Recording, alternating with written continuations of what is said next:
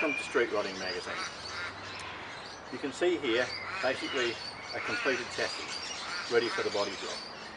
This is the last time we'll get a chance to look at this chassis before we cover it up with all of the body and fenders. So it's a good time to point out a few things that you need to know when you're building your own street rod. Let's start with engine mounts.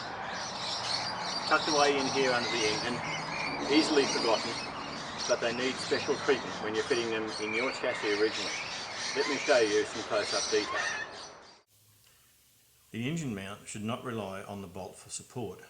Most engine mounts are designed to be supported by the mounting bracket itself, like this one. The bolt is only there to hold the mount in place, not to support the weight of the engine. The drive shaft is straightforward in this car. If you have yours done by a drive shaft shop, I'm sure they'll put the universals in phase, which is what you need to do. But make sure when you're building your chassis that you include a drive shaft safety loop. If we break a front universal, the safety loop will prevent the drive shaft from dropping to the road and maybe causing an accident. In this case, we even have additional protection with a hoop of iron over the top of the universal, which will stop the thing flying around underneath the car if we happen to break a universal.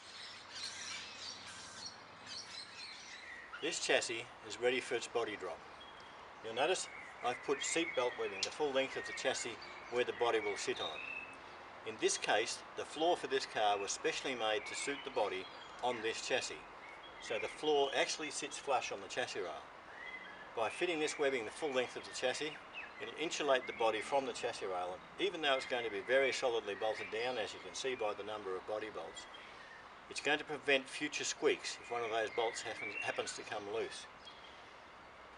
It's little attention to detail things like this that will make your car a better car. Why not go to the trouble of making your car as good as it can possibly be?